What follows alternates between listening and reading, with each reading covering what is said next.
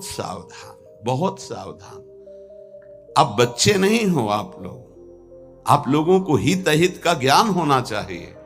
इंद्रियों की मांग को अपनी मांग मानना, मन की विलासता को अपनी मानना, यह आपको बांध देगा, प्रकृति में बांध देगा, माया में बांध देगा। भागना पड़ेगा, संसार स्वीकार करना पड़ेगा, गिरना पड़ेगा। इस बात को अंदर से समझिए। आपको बहुत मजबूत रहना है। अभी तो माया ने कोई प्रश्न नहीं किया आपके सामने। अभी तो सिर्फ पढ़ाई चल रही, तब आप भागते हो अंदर से, बाहर से चाहे हमारे नजदीक भले दिखाई दे रहे हो। और जिस दिन प्रश्न आया तो आप समझ कितने नंबर आएंगे आपकी परीक्षा के।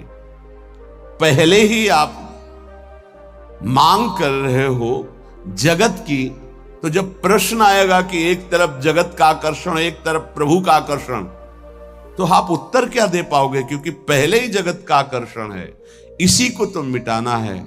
नहीं समझ पा रहे आप, इसी को मिटाना है आपको। जथा लाभ संतोष सदा काहू सो कछु न चाहूंगा। जैसे मेरे प्रभु रखे वैसे रहूंगा, कभी कोई चाह नहीं करूंगा। सच्ची मानिए, यदि आप सतमार्ग में चल रहे हैं तो कोई चाह नहीं रहे। जैसे आपसे पूछा जाए क्या आप पसंद करते हैं, नहीं बोलिए आप क्या पसंद करते हैं?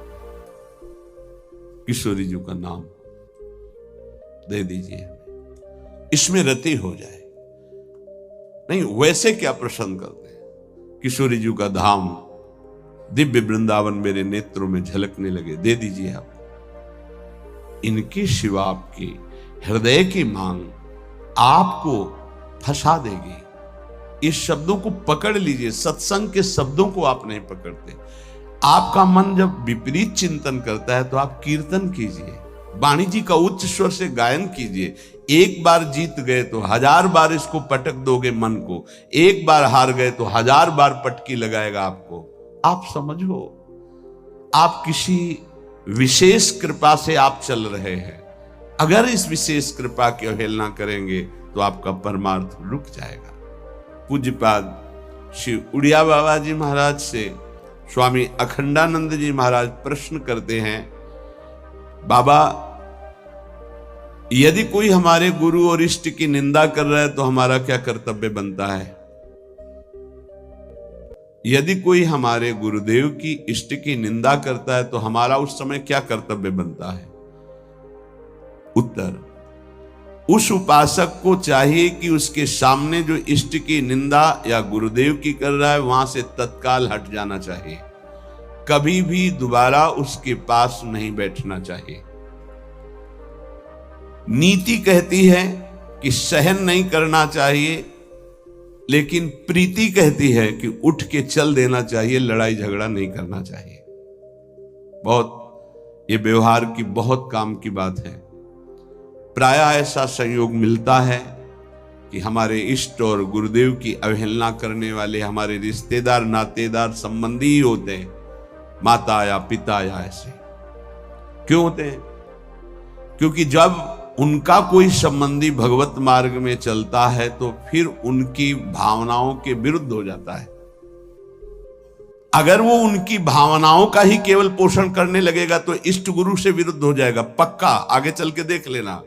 और जब इष्ट गुरु की भावना में वो पुष्ट होता है तो उनकी लौकिक भावनाओं को वो कुछ भी नहीं गिनता।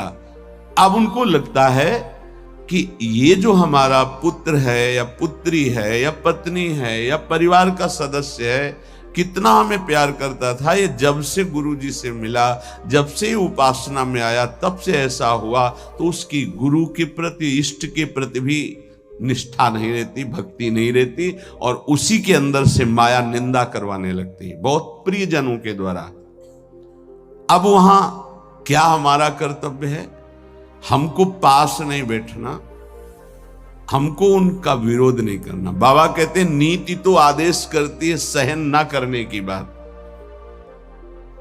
संत शंभुश्री पद अपवादा कही सुनी तहां अस मर्यादा काटी जीव तासु जो बसाई, नीति कहती है। लेकिन बाबा कह रहे हैं भक्ति कहती, प्रीति कहती है कि हमको क्रोध नहीं करना, हमको वैर नहीं करना, बदला लेने की भावना नहीं करना, और ना हमको सुनना है। कान में अंगुली डाल के तत्काल वहां से अलग हो जाना, उससे फिर पुनः मिलना नहीं, उसका संबंध हृदय से अस्वीकृत करना है। जो सहन करता है तो भगवान और गुरुदेव में उसकी प्रीति स्थित हो जाती है। यही जीवन का परम लाभ है। दूर का कोई करे तो चलेगा, बिल्कुल पास का करेगा, नजदीक एकदम विरोध शुरू होगा, बिल्कुल नजदीक शुरू होगा।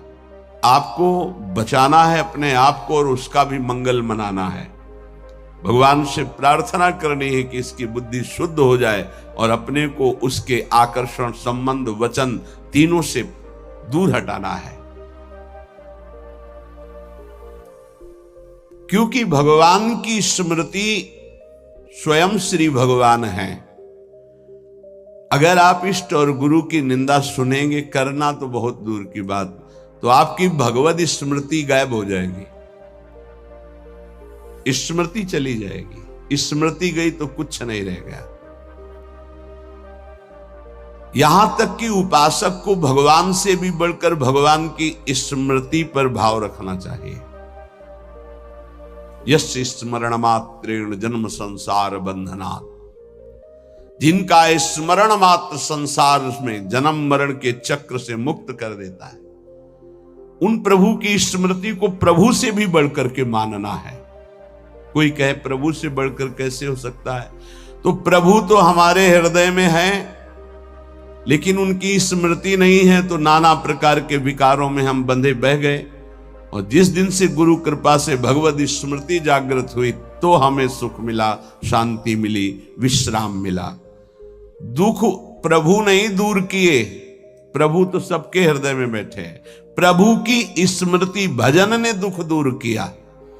गोस्वामी जी ने भी लिखा है कि सबके हृदय अछत अविकारी, सकल जीव जग दीन दुखारी, तहां वेद अस कारण भाखा। वहां वेद ऐसा कारण बता रहे कि भगवान तो सबके हृदय में अछत अविकारी सुख सिंधु विराजमान है, पर जीव सब दीन दुखी हो रहे हैं, विषयों के प्रति दीन और दुखी हो रहे हैं। उसका कारण क्या है? भजन नहीं है। भगवान के होते हुए दुख निवृत्त नहीं हुआ, लेकिन जे भी भजन प्रारंभ हुआ भगवत स्मृति, वो दुख को जड़ से मिटा दिया। इसलिए भगवत स्मृति भगवान से भी बढ़कर, ऐसे भगवान की स्मृति देने वाले गुरुदेव और जिनकी स्मृति ऐसे हमारे आराध्य देव, अगर इनकी कोई निंदा करे तो मेरा प्रिय कैसे हो सकता है?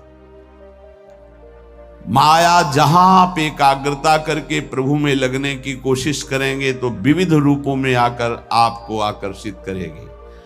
आप आकर्षित ना हो, आप विरोध से परास्त ना हो, आप अपनी भक्ति को पुष्ट रखें।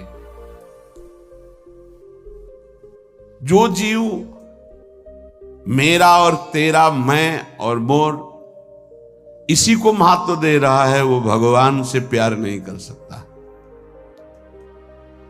क्योंकि भगवान से प्यार करने के लिए इस मेरा और तेरा को, लौकिक शब्द को मिटाना पड़ेगा। मैं सिर्फ प्रियालाल का हूं, प्रियालाल मेरे, बस ये हृदय की स्थिति होनी चाहिए। देख लीजिए, प्रभु में ऐसी स्थिति, अनन्य चिंतन तभी हो सकता है जब हृदय में बात आ जाए कि मैं प्रभु का, प्रभु मेरे, बस सिर्फ प्रभु मेरे। प्रभु का वैभव रचा हुआ नहीं, प्रभु का जो भी है वो उससे मेरा संबंध नहीं, प्रभु से संबंध है। प्रभु का रचा हुआ तो अखिल ब्रह्मांडों में रजोगुणी लीला हो रही, तमोगुणी लीला हो रही, सतोगुणी लीला हो रही, नहीं, हमें प्रभु चाहिए, ये लीला नहीं, ये माया नहीं। जितनी भगवान की स्मृति में जन डूबते हैं उतना ही आनंद का अनुभव होता है। पर जब हृदय में भोगों के प्रति राग होता है और जब वो नहीं मिलता तो क्रोध हो जाता है, चिड़चिड़ा स्वभाव हो जाता है, नाक में गुस्सा भर जाती है। ये उपासक सावधान इस वृत्ति से। नहीं, अगला इसका जो कदम है उसका नाम है भय। राग भोगों का, बराबर भोग तुम्हें मिलते रहे ऐसा सृष्टि में कभी किसी को नहीं होता। परिस्थिति बिगड़ती भी है, कभी ऐसी परिस्थिति आती है कि मनोनुकूल भोग नहीं मिलता, उस समय क्रोध, चिड़चिड़ा स्वभाव, नहीं शासन में लीजिए, नहीं अगला कदम जो है वो बड़ा भयावह है। राग से क्रोध और क्रोध से भयावह स्थिति। नित्यानंद रस की अनुभूति के लिए चलने वाला उपासक हृदय में भोगों का राग न रखे, नहीं तो क्रोध, चिड़चिड़ा स्वभाव हो जाना, कुछ अच्छा ना लगना, वो विध्वंसक भाव आगे भय उपस्थित कर देगा, आपकी चेष्टा भयावह होगी।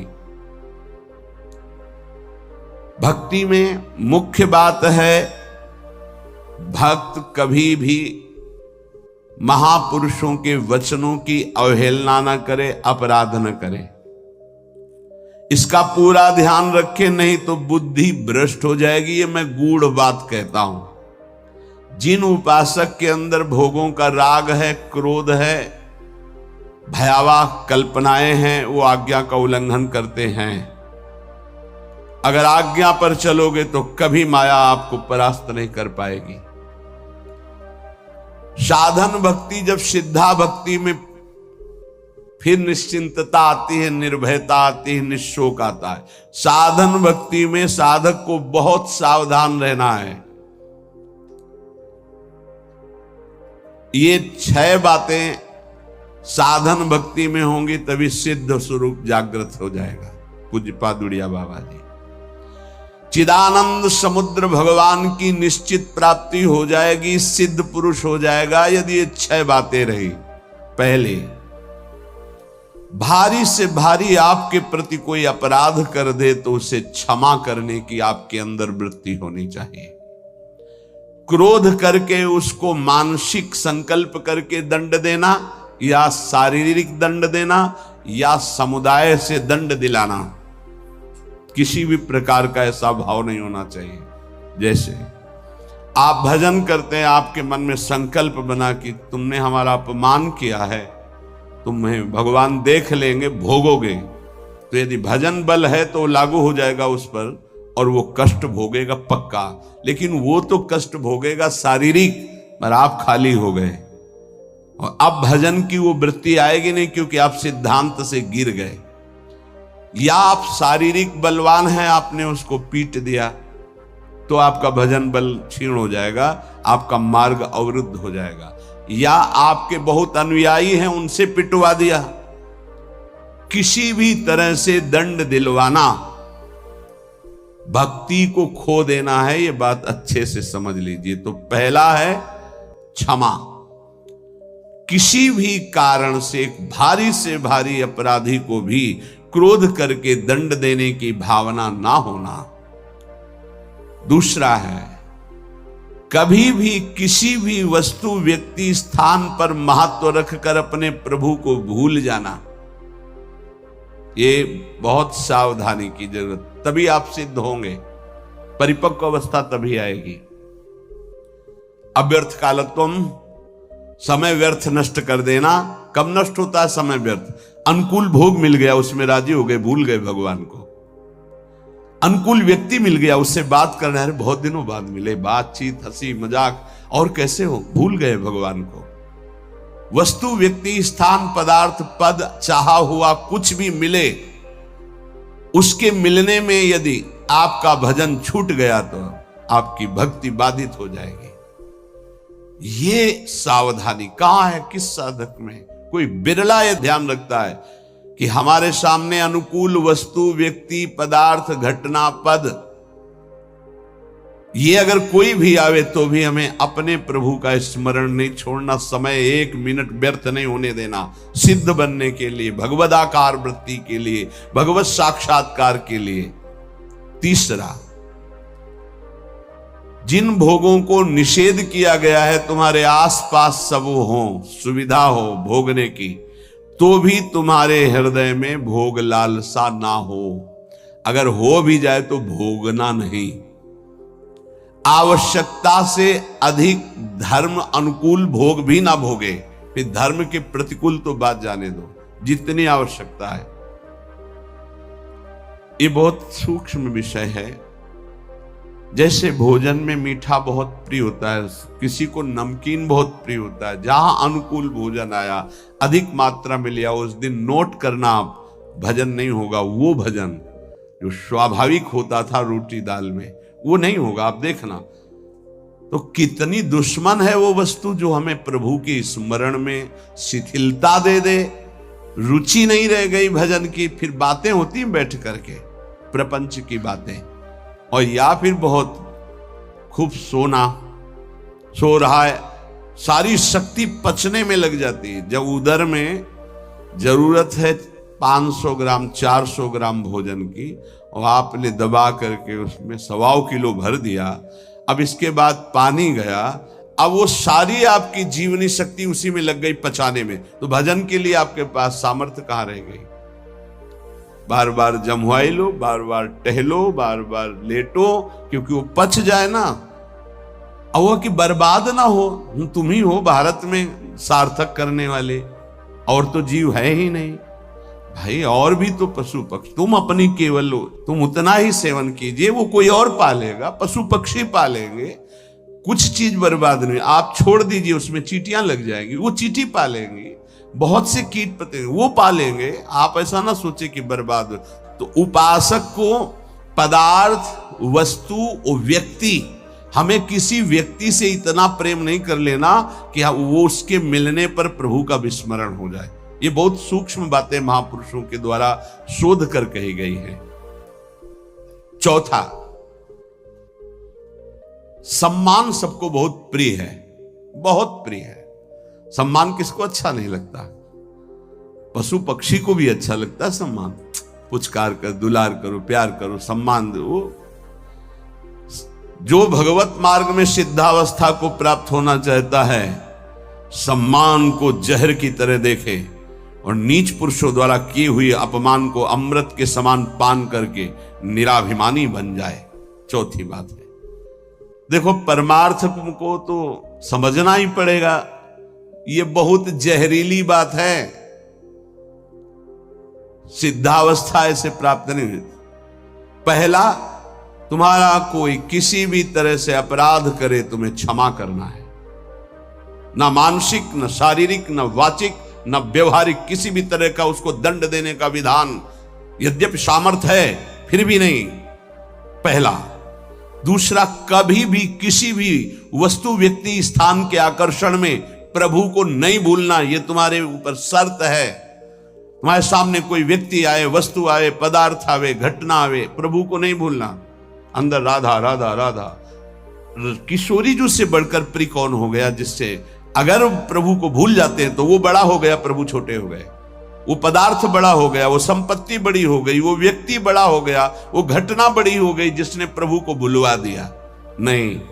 तीसरा, विविध प्रकार की भोग सामग्री आसपास फ्री भोगने के लिए हो, फिर भी नहीं भोगना, क्योंकि हमें भगवत साक्षात्कार करना है। अनुकूल धर्मयुक्त भोग भी उतना भोगना है जिससे हमारा भजन चले, जैसे खान पान, विश्राम उचित। सम्मान सबको प्रिय होता है, अपमान सबको दुखद होता है। भक्त को अपमान अमृत के समान लगता है, सम्मान विष के समान लगता है। उल्टा, वो निराभिमानी होता है। पांचवा, इष्ट देव के चिंतन में व्यभिचार नहीं होना चाहिए। व्यभिचार ये परिपक्व भगवत साक्षात्कार की बात है, साधारण साधक की, प्रारंभिक साधक की बात नहीं है। 4 बार शिव जप लिया, 5 बार अमुक जप लिया, फिर जप लिया, ये जप लिया, वो जप लिया, नहीं। केवल अपने इष्ट देव में ही, अगर शिव हैं तो शिव संबंधी, राम तो राम संबंधी। अब ये सिद्धावस्था की तरफ जा रहा है साधक। यहां खिचड़ी नहीं होगी, यहां सीधे एक वृत्ति केवल अपने देव की, उन्हीं का स्वरूप, उन्हीं का सेवा, उन्हीं का नाम जप, उन्हीं के गुण कीर्तन, उन्हीं के प्रेमियों से मिलना, इष्ट मिले और मन मिले, तभी परिपक्व सिद्धावस्था को प्राप्त होंगे। छठवां, सदगुरु की शरण में रहकर उनके बताए हुए मार्ग से चलना, सिद्धावस्था। ये बहुत कठिन है, बहुत कठिन है। सदगुरु की आज्ञा में जो जीवन दे दे, बहुत कठिन। कल एक उपासक कह रहे थे कि हम बहुत प्रयास करते हैं, वर्षों हो गए करते हैं, लेकिन अभी यही निश्चय नहीं कर पाए कि मुझे जाना कहां है, जपूं क्या, निरंतर क्या करूं। तो गुरुदेव का वर्ण किया, बोले नहीं तो पूरा जीवन व्यतीत हो जाएगा, निर्णय थोड़ी कर पाओगे। ये निर्णय तो गुरुदेव के द्वारा होता है। जो गुरुदेव ने नाम दिया, जो साधन बताया, आजीवन उसी में। गुरु प्रदत्त इष्ट के विग्रह में, छवि में, नाम सेवा में सर्वस्व विराजमान है, भाव समझ लीजिए। गुरु प्रदत्त नाम मंत्र में, गुरु प्रदत्त साधना वो सिद्ध होने के लिए बहुत आवश्यक है, और उसी में स्थिति होने से सिद्धावस्था प्राप्त होती है।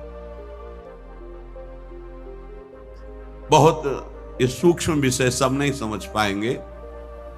भगवान विविध रूपों में विविध भाव वाले भक्तों को सुख दिया है। जब कृपा होती तो विविध रूप सब आते हैं। जो अनन्य रस का उपासक है अपने इष्ट देव का, उसे किसी में प्रियता नहीं होती। तो इसका मतलब अभी ज्ञान नहीं हुआ, नहीं नहीं, ये ज्ञान के ऊपर की बात है, ज्ञान के ऊपर की बात है। ये ज्ञान तो बहुत पहले गोस्वामी जी को हो गया था, सी राम में सब जग जाना। फिर कह रहे बने तो रघुबर ते बने, बिगड़े तो भरपूर, तुलसी और अंते बने, ता बनी बेपेद। सदगुरु की शरण में साधना करने वाले उपासक की एक पहचान होती है।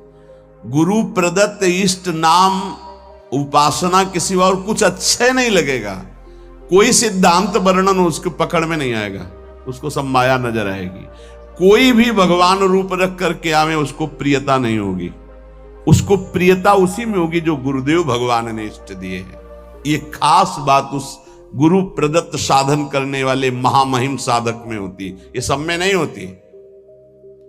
बड़े से बड़े भगवत स्वरूप की रुचि नहीं रहेगी, उसकी रुचि नहीं रहेगी।